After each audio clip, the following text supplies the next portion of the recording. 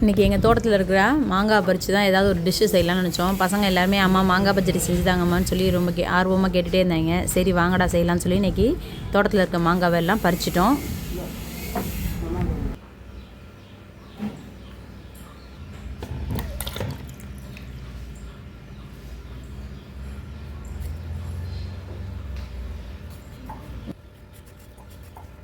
இது மாதிரி ஃபுல்லாக எல்லாத்தையும் நல்லா சீச்சிக்கிட்டு இது மாதிரி கட் பண்ணி எடுத்துக்கணும்.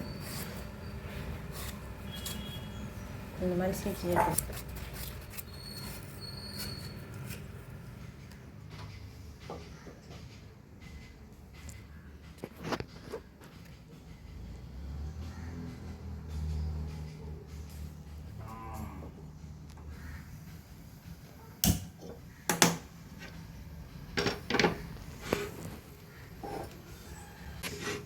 இப்போ கடாய் நல்லா காஞ்சிச்சு. இப்போ ஒரு 2 டேபிள் ஸ்பூன் அளவுக்கு எண்ணெய் ஊற்றிக்குவோம். கடலை எண்ணெய்.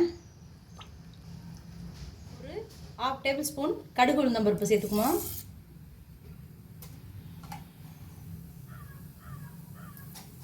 இப்போ கடுகு நல்லா பொரியுது. ஒரு 1/4 டேபிள் ஸ்பூன் அளவுக்கு ஜீரகம் சேர்த்துக்குவோம். கடுகு நல்லா பொரிஞ்சு வருது. இப்போ நம்ம காஞ்ச மிளகா ஒரு 2 மிளகா கிள்ளி வச்சுருக்கேன், அதையும் அது கூடவே சேர்த்துக்குவோம். ஒரு சிட்டிகை கருவேப்பிலை. இது கூட கட் பண்ணி வச்சுருக்கேன் சின்ன வெங்காயம் 50 கிராம் கட் பண்ணி வச்சுருக்கேன் நைஸாக, அதையும் அதை கூட சேர்த்துக்குவோம். இது எல்லாத்தையும் நல்லா வதக்கிடணும். இப்போ வெங்காயம் வதங்குறதுக்கு ஒரு பிஞ்சளவுக்கு உப்பு சேர்த்து நல்லா வதக்கிக்குவோம்.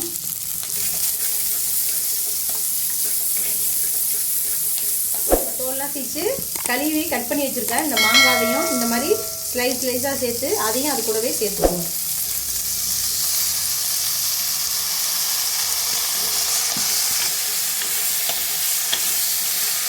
நல்லா ஒரு பரட்டி விட்டு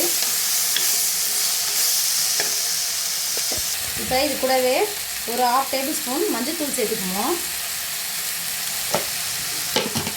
அது கூட லைட்டாக ஒரு 1/4 டேபிள் ஸ்பூன் அளவுக்கு மிளகாய்த்தூள் சேர்த்துக்குவோம். ஏற்கனவே வரமிளகாய் சேர்த்துருக்கோம், அதிலே காரம் இருக்கும். இது ஏன் காரம் போடுறோம்னு சொன்னோம்னா நமக்கு இனிப்பு புளிப்பு இந்த மாங்காய் பச்சடியில் வந்து இனிப்பு இருக்கும், புளிப்பு இருக்கும், காரமும் இருக்கும். இது 3 சேர்ந்து சாப்பிடும்போது மாங்காய் பச்சடி அவ்வளோ அருமையாக சூப்பராக இருக்கும்.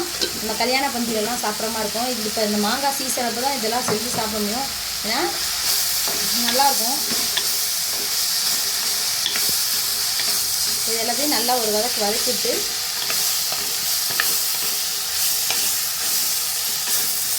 இப்போ இதில் ஒரு அது கூட சேர்த்துக்குவோம். நல்லா வேகட்டும்.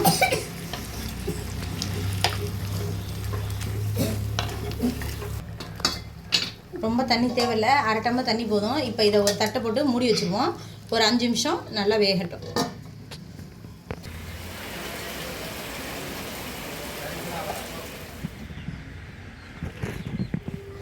5 நிமிஷம் ஆயிடுச்சு. இப்போ திறந்து பார்ப்போம். இங்கே பாருங்கள், மாங்காய்லாம் நல்லா வெந்து எப்படி ஜாம் மாதிரி இருக்குது பாருங்கள். அப்படியே நல்லா வெந்துருச்சு. இப்போ இந்த ஸ்டேஜில் நம்ம வெல்லம் சேர்த்துக்கணும். வெல்லம் சேர்த்துக்கலாம், நாட்டு சர்க்கரையும் சேர்த்துக்கலாம். வெல்லம் சேர்த்து நல்லா கிளறி விடணும்.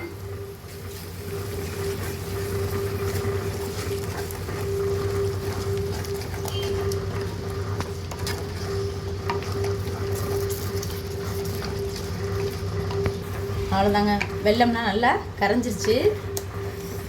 நம்ம சுவையான மாங்காய் பச்சடி, கல்யாண பந்தல் மாங்காய் பச்சடி ரெடி.